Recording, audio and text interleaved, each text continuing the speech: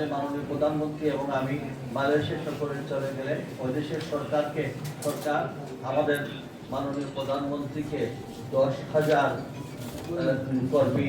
প্রেরণের জন্য বিনামূল্যে প্রেরণের জন্য ওনাকে গিফট দিয়েছেন। আমি আশা করব এই জায়গায় একটা বিশাল একটা কোটা বরাদ্দ থাকে, কিন্তু এই কোটা তৈরি করতে কিছু মানুষ তৈরি করতে হবে। আপনারা তৈরি করতে হবে এমন ভাবে যে একটা অসহায় পরিবার থেকে যদি একজন মানুষকেও পাঠাতে পারেন বিনা খরচে। এবং আমরা আরেকটু সুসংবাদ দিচ্ছি, শুধু ওই দেশের সরকার থেকে টাকা নেবে না, আমার দেশের সরকার মাননীয় প্রধানমন্ত্রী বলছেন আমিও চার্টার ট্রেন ফ্রি করে দিয়ে তাদেরকে ওখানে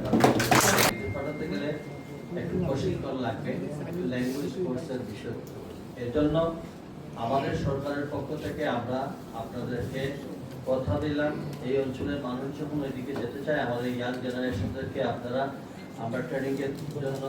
সেন্টার আমরা করে দেব এবং প্রশিক্ষণের জন্য আপনারা ভালো ল্যাঙ্গুয়েজ কোর্সে, বিশেষ করে অ্যারাবিক এবং আপনাদের মিডিল স্কুলের অ্যারাবিক ল্যাঙ্গুয়েজ আর আমাদের যে এলাকা থেকে লোকগুলো যাচ্ছে এবং যেগুলো মামলা হয়েছে, আমি বিশেষ করে এই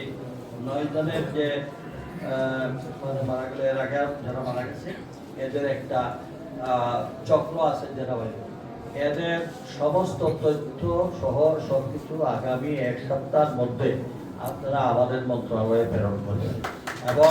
শুধু এটা নয়, শুধু আপনারা তথ্য দিয়ে হবে না, প্রবাসে থাকলেও তার ওই ডাটা আমাদের কাছে প্রয়োজনে আমরা সর্বদেশের সরকারের সঙ্গে যোগাযোগ করে তাকে ওইখান থেকে আমরা ধরে নিয়ে আসবো। যারা ইতিমধ্যে আমাদের এই বিদেশে যাওয়ার জন্য তার পরিবারকে সাপোর্ট করার জন্য যারা সমাজসেবী হয়েছে, তাদের পরিবারের জন্য মাননীয় সংসদ সদস্য বলেছেন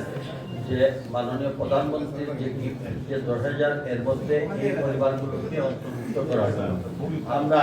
অবশ্যই আমরা সংসদ সদস্যকে এইটুকু বলতে পারি, মাননীয় প্রধানমন্ত্রীর আমার আস্থা আছে এবং তিনি এটা অনুমোদন করবেন, এটা আমার